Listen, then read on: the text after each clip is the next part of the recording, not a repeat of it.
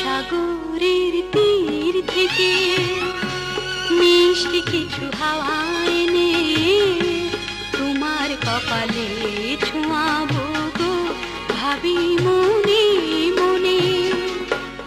আকাশের নীল থেকে তারার কান্তি এনে তোমার নয়নে ছড়াবো গো, ভাবি মনে মনে। সাগর